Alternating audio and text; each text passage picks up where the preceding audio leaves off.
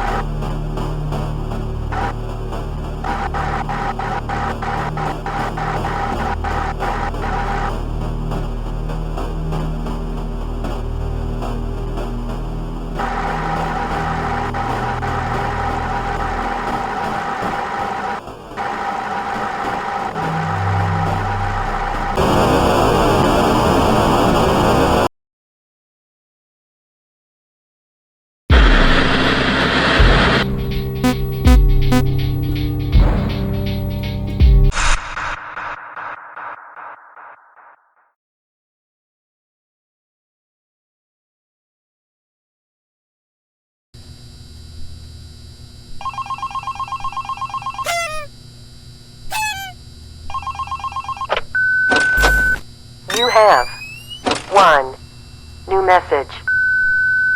Hello? Hello? See? I told you you'd do just fine.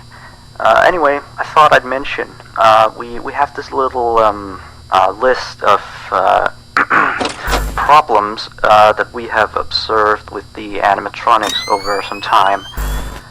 It's nothing to be concerned about, but the animatronics do have a few minor glitches. Yeah. We're of course trying to get them fixed, but you should know some of them so you don't get nervous if you hear anything. Let me see. The animatronics sometimes start to walk around on their own. Sometimes in the morning we find them in the strangest places. So you may see them walking around while you're here. Let's see. Some of their sensors are a bit wonky. And in case the animatronics is experiencing violence towards a guest, the animatronic will try to seek out the cause and stop it. I have no idea how it decides to do that, but it doesn't seem to mind it with the children, though. It's weird. If there are children playing cops and robbers, and one of them gets shot, the animatronics don't really do anything out of the ordinary. Except after that day, the animatronics don't really seem to function properly around adults, especially not around the staff. The animatronics seem to ignore you most of the time, unless you come near them, and they just turn their heads and look at you, like as if you just told a bad joke. I don't know, it's kind of creepy. But yeah, we kind of had an accident about a month ago. It seems to have, traumatized their systems or something like that. Anyway, we replaced the faulty animatronic with some brand new ones. Yeah, so he's stored way in the back until we can get someone to fix him. Anyway, if I were you, I'd keep the other ones at a distance and use the doors if you have to. That would be it for now. Have a good night.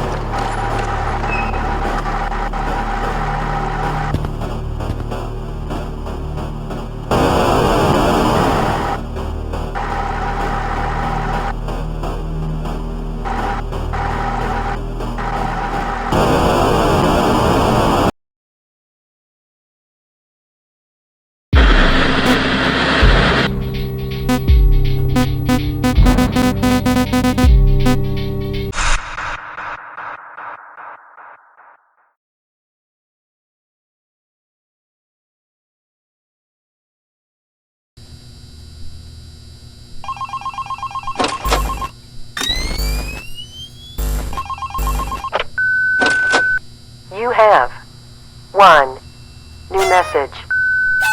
Hello? Looks like you're doing a fine job. I mean, you're still here. You're already, like, practically as good as the last guard we had. Except, of course, he got fired in the end. But, yeah, he kind of damaged one of the animatronics during his shift. I mean, you wouldn't do that, would you? No way. I guess he went a little crazy, being alone in the dark each night. You know that character that the kids can draw on, Blank, I think? Yeah, I always really liked that one. It's a brilliant concept. Yeah, his suit is made out of some special plastic stuff, I think, that the kids can come in and, grab a crayon and start drawing on his head or his arms. Some of the others here think that he looks a bit scary after that whole security guard thing. We tried our best to fix him, but parts of him, like his left hand and the back of his head, are still missing. But the kids don't really seem to mind it, so it's not a major issue. Yeah. From what we can tell, his head got a real beating, so he might act a little strange. Like, he sometimes tried to get into the office through the window, and he even managed to crack the glass slightly once. Yeah, if he leaves the drawing room, just shut the window door so he doesn't break the glass. Those old ones couldn't really see glass very well. By the way, we're expecting more customers over the course of the next day.